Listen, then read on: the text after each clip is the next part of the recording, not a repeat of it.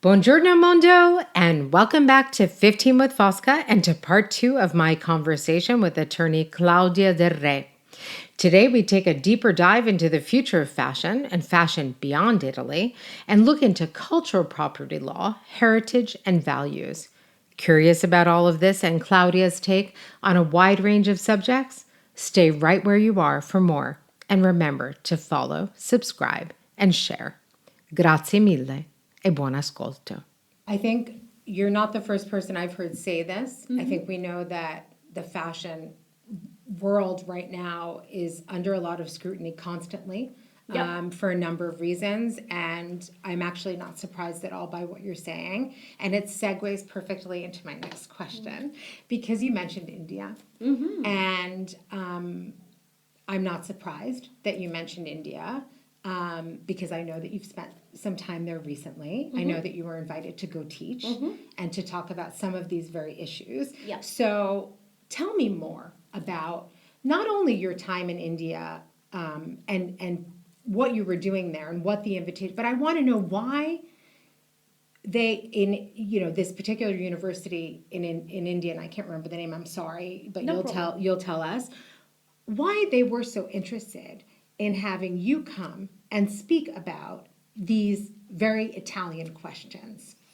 Just because they were very, very fascinated by the Made in Italy, exactly the topic we were discussing about. Yeah.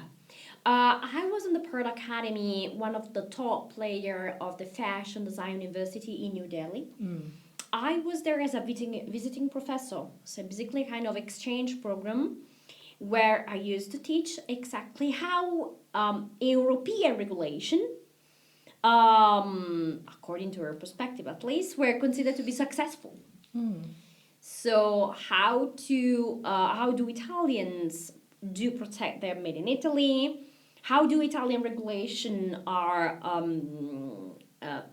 trying to develop their Italian know-how to make things? They were fascinated by regulation actually because honestly they do have materials more than us.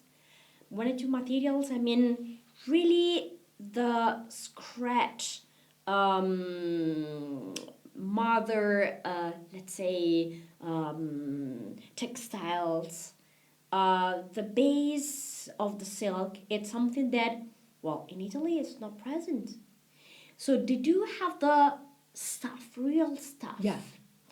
They do have the hands. They do have artisans. They do have all this. They like the management sometimes. The general awareness, how to put everything in procedures. So they were fascinated by the Italian procedures to do that. So for them, Made in Italy is a procedure to,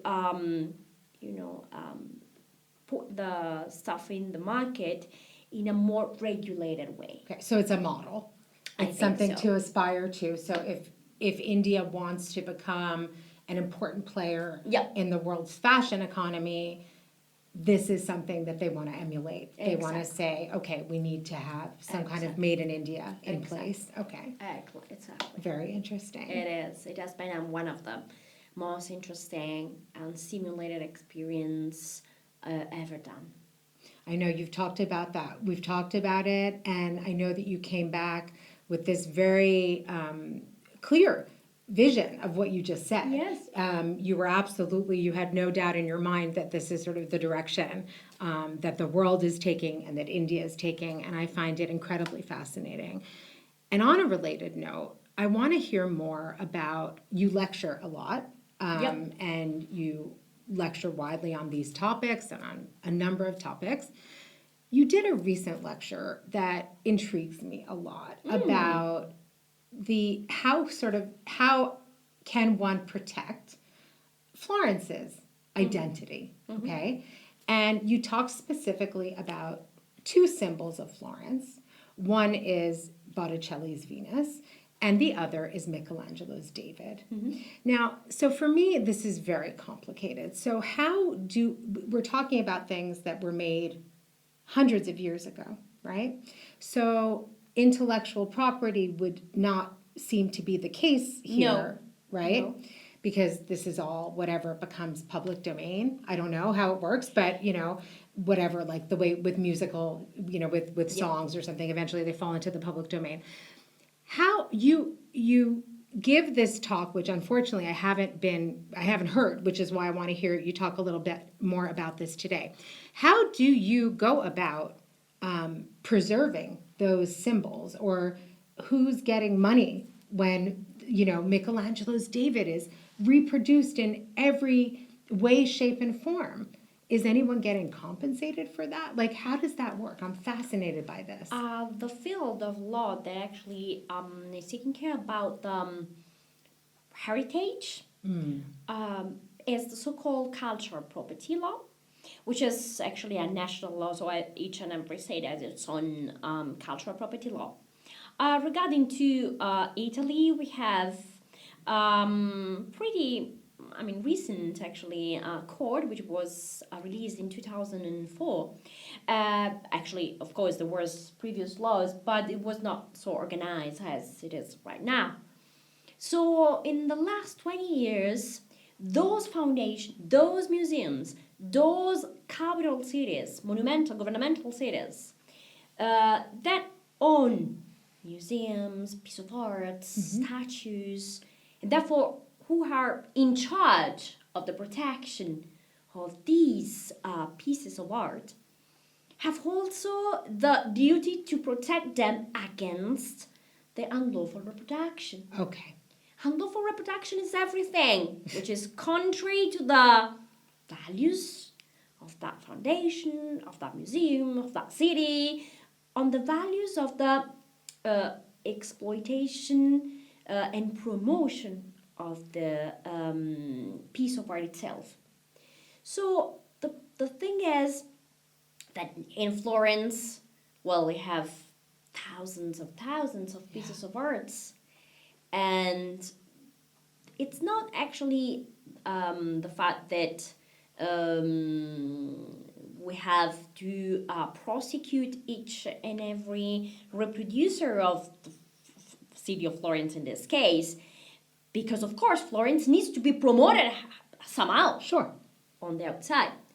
But the thing is how to develop a good line to promote the symbols of Florence in a fair way, respectful way, in a way that can be considered lawful and respectful of the values of the city. So the benchmark between what is lawful in terms of reproduction and what is not lawful is very subtle. And actually it is totally under the shoulders of the entity who takes care about the good itself, so the piece of art. Let's assume, for example, David of Michelangelo. David of Michelangelo is one of the most renowned pieces of art and cultural heritage of Florence. And it is reproduced really Everywhere. And the problem is that nowadays the reproduction are outside the legality because they are really, really pouring bad light. The symbol, but not just because they are very nasty and bad reproduction, but because they are focusing a wrong message. Exactly the opposite message that Michelangelo wanted to, share. So one of the main duty of the Galleria dell'Accademia, Academic Gallery, which is the museum that takes care about this, is just to follow the line and the path to block all the reproduction that are contrary to their values.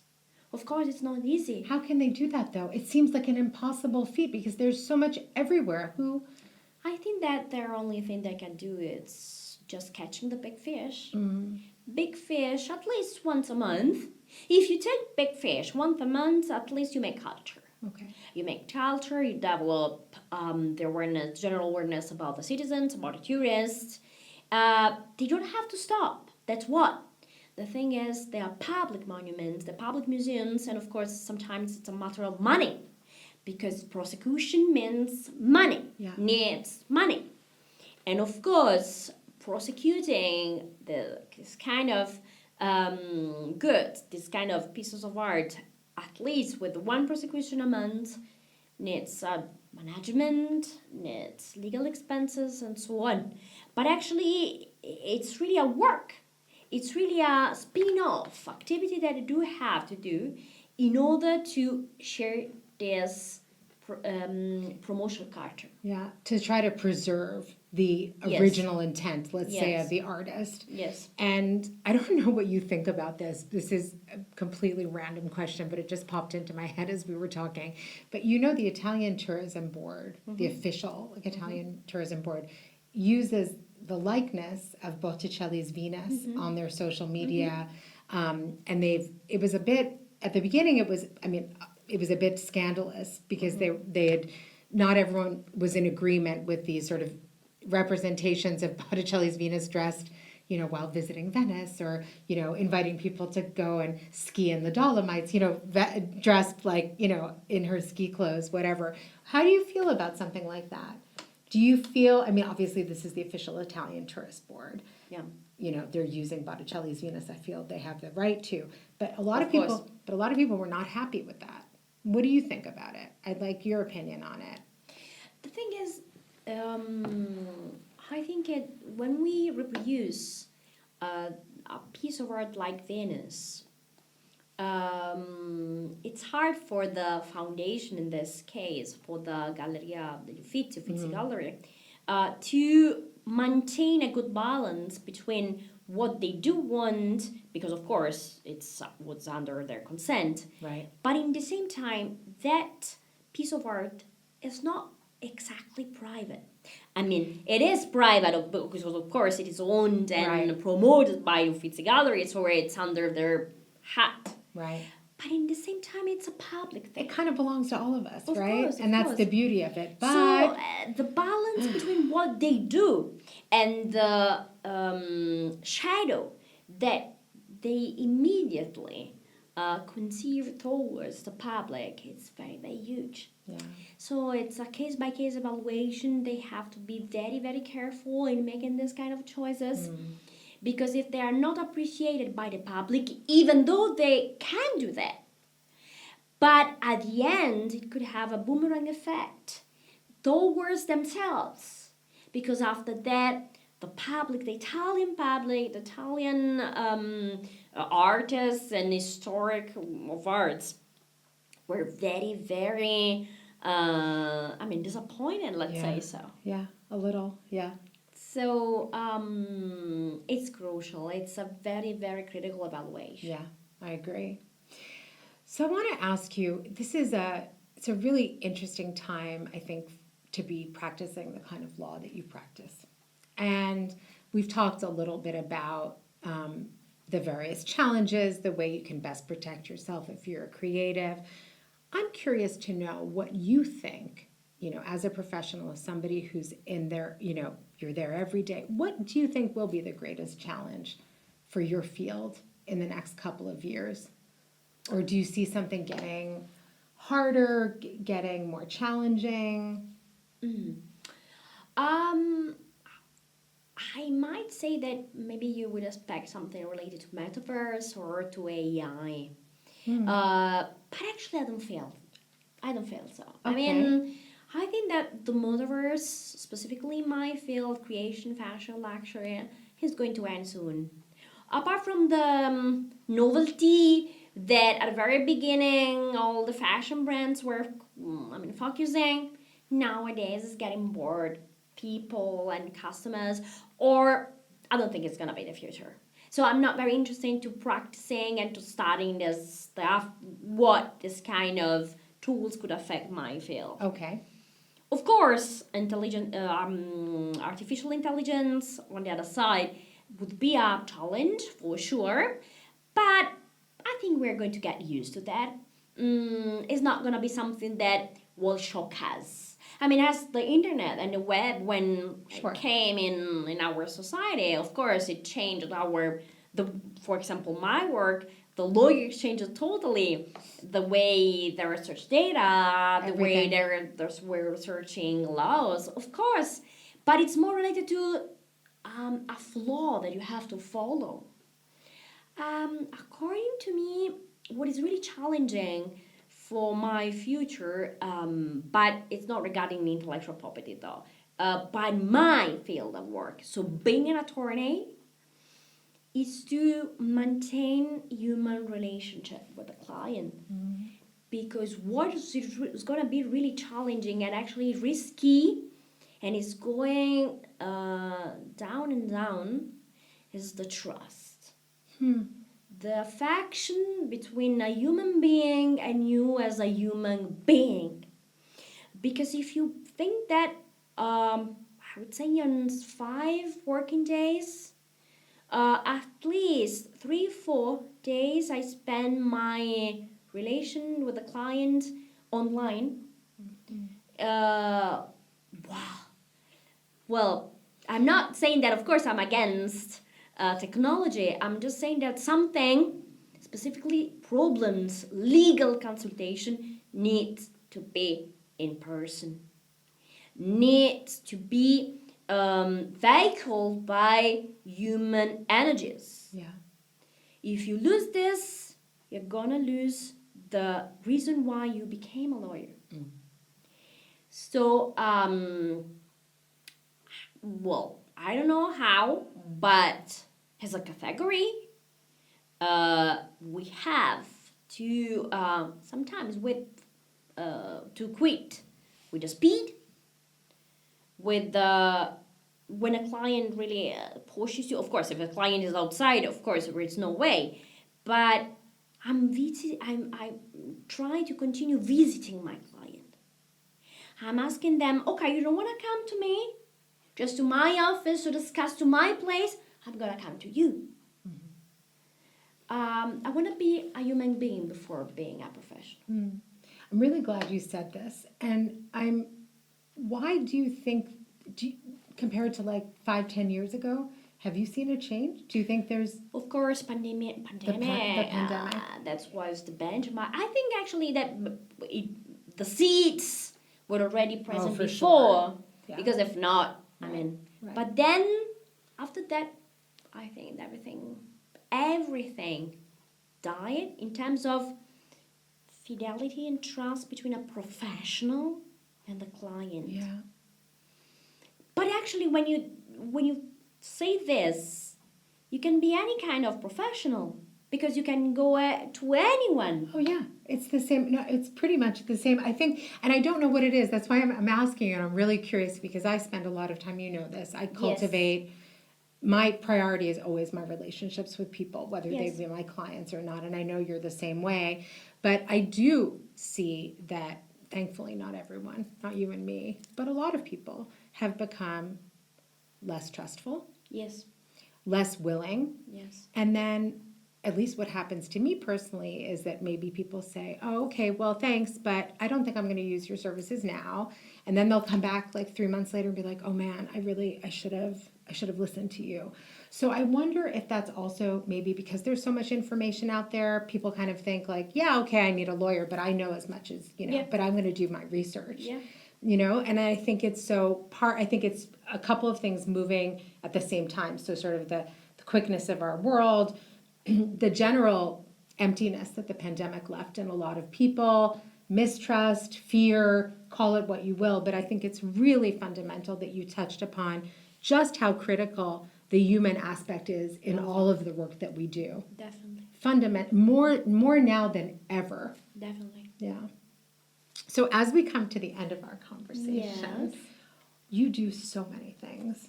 I'm in awe of you all the time because I never know where you are. You're always running around somewhere doing something amazing. What's next for you? Do you have any big projects on the horizon? Anything you're working on in particular that you can share with us? Something that you're excited about? Yes. Yay. I would say the next step is going to be me. In the sense that you cannot be a good professional without being a solid human being, solid human. So I invested so much time during the last 15 years working on myself, doing meditation, praying, and contacting my real nature. So in the next future, I want to concentrate on on a way to work, accepting this other side of myself, so the spiritual way, and cultivating this, because I do think that you cannot be a good lawyer without good at being human. Very, very empathic and compassionate, and towards a very deep listening with the client. You can increase these soft skills a lot if you work on yourself. So I'm going to be soon a meditation teacher. I didn't know this. Yes. This is a big piece of news. Yes, but it's a part of work, because if you are not, if you cannot listen to people, if you cannot listen to yourself, first of all, you cannot listen to people. Yeah. So I don't want to be a machine with clients. I just want to be a listener for their needs. But first of all, I had to listen to my needs. That's why I'm saying that next step is going to work on me in order to go in depth with my listening of my needs, in order to be more compassionate versus the problems of my client. So I think that's going to be my maturity. I love this. Thank you. I love this approach. And I think it's, it just goes back to what we said a couple of minutes ago. And I think it's the best way for us to close our conversation today, because I think we have lost a lot of this humanity and this human touch. And I think listening to other people is so critical right now. And I love the fact that you recognize that in order to be a better professional, right, and to serve your clients better, you need to be a better Claudia, Definitely. right? And you're already, in my eyes, a perfect Claudia. But do you know what I'm saying? Really listening to yourself, and then being able to use all of that to be able to then help others. For sure. Thank you so much for this Thank you, beautiful Fosca. conversation. Thank you for the invitation. Thank you for the example of human being you are. I think that what you are doing is so helpful for young people, mature people, professionals who wanna share that experience in Italy. And by the way, we are waiting for you here. Exactly. But really, thank you because you are really a great tool that share her life and what you have achieved in the future for us. Thank you. Thank you so much. Thank you. Grazie mille e alla prossima volta. Alla prossima. Thank you. Arrivederci. Thank you once again for tuning in to this week's episode of 15 with Fosca and for continuing to do so. Grazie mille e alla prossima volta.